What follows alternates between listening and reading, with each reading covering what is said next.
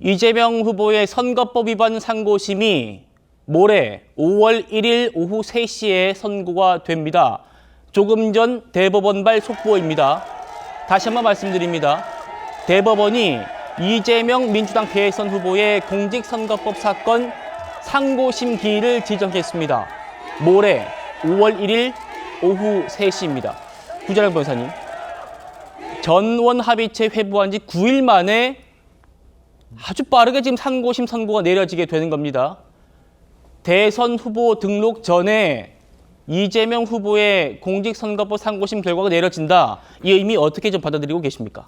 사법부에서는 그 정치와 상관없이 사법의 본질에 맞게 행동하겠다 이런 결심이 서 있었고, 조희대 대법원장이 정치적인 논란을 최소화하기 위해서는 선거 후에 혹은 선거 인접해서 이런 건 안 된다. 차라리 빨리 하는 게 논란을 최소화할 수 있다. 이런 결심이 서 있었다. 이렇게 생각이 됩니다. 왜냐면은 전원합의체 회부했을 때 이미 다른 언론사에서도 단독 보도 나왔던 걸 보면은 조희대 대법원장이 만약에 피고인이 당선됐을 경우에 재판 정지되느냐에 대해서도 사전 리서치가 돼 있다. 이런 보도들도 나왔었거든요.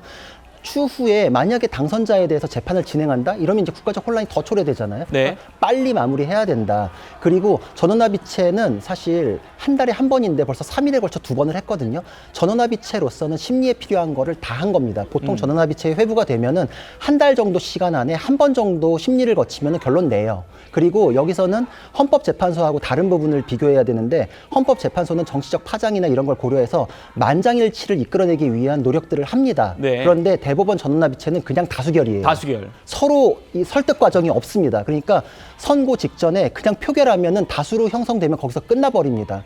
그리고 정치권에서는, 특히 민주당에서는 뭐 무죄 확신한다 그러면서 박지원 의원이 정통한 소식통에 의하면 무죄 확정이라고 들었다 뭐 이런 얘기하는데, 그건 다 가짜입니다. 왜냐면은 지금 대법관들마저도 서로의 의견을 몰라요. 표결하는 그날 공개되고 그날 표결해가지고 결론이 나기 때문에 사전에 나는 이런 의견이기 때문에 뭐 표를 바꾸자, 땡겨와라 이런 게 없거든요. 예. 그리고 대법원장께서는 마지막까지도 자기네 결론을 내지 않습니다. 왜냐하면 관례적으로 지금 12명이 심리를 하는데 예를 들어서 6대5 정도 형성이 돼 있다. 그럼 6표가 이제 다수가 돼 있죠. 그럼 대법원장이 5표 쪽으로 안 가요. 네. 6대6이면 다시 심리해야 되잖아요. 그런 걸 안 만들기 위해서 7대5로 간다. 7대5로 갑니다. 그러니까 심지어 지금 대법원장의 결론까지도 안 나 있는 겁니다. 그럼에도 불구하고 5월 1일로 날짜는 잡았다라는 거는 심리에 필요한 내용들은 다 지금 준비가 돼 있다. 그렇군요. 그리고 만약에 유죄 취지로 파기환송이 될 경우에는 후보 등록과 관련해가지고 리스크가 생길 수 있잖아요. 정치권 논란이 생길 수 있으니까. 네. 그런 가능성도 고려해서 최대한 가능한 날짜로 땡기자. 그게 아. 5월 1일이다.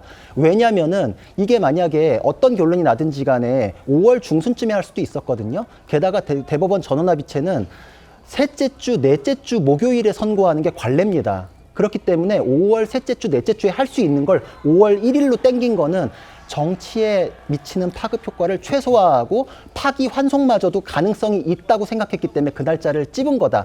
결론은 대법관들마저도 모릅니다. 그렇지만 5월 1일에 파기환송이 되든 무죄 확정이 되든 둘 다 가능성은 열려있기 때문에 예. 그 가능성을 살리기 위해서 5월 1일로 찝은 것이다. 그러니까 어느 쪽으로든 결론이 나올 수 있는 상황이다 이렇게 볼 수 있습니다. 잠깐만요.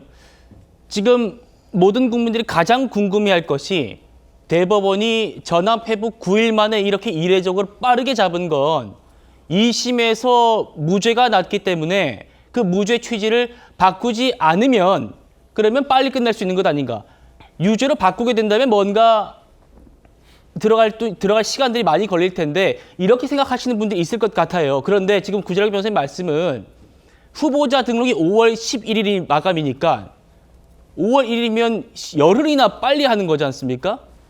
그래서 만약 파기 환송을 하게 돼도 민주당에서 어떤 준비를 할 수 있는 시간이 마련된다, 이런 말씀인가요? 그러니까 대법원에서는 그 가능성 양쪽 다를 고려했을 때는 빨리 할 수 있는 게 낫다라고 결론을 내렸고, 지금 이 판결문 쓰거나 이런 거에 대해서 시간 걸리지 않나 이렇게 생각하실 수 있는데 그렇지 네. 않아요. 왜냐하면 전원합의체에 회부한다는 거는 재판 연구관들이 이미 검토 보고서를 올리고서 회부를 하거든요. 그러니까 사전에 검찰에 상고 이유서가 들어왔을 때부터 준비는 다 되어 있었고, 무죄 취지, 유죄 취지, 뭐 결론을 다 갈래를 내 가지고 모든 시나리오에 대해서 사실상 검토 보고서를 올린 게 어떤 식으로든 결론을 잡으면 그게 그대로 판결문이 되는 정도까지 준비가 돼 있을 때 전원합의체 회부를 하는 것이거든요. 예. 그러니까 판결문 쓰는 시간이라는 건 필요 없습니다. 지금 이미 준비돼 있는 거기 때문에 여기서 그냥 재판관들이 골라 잡아요.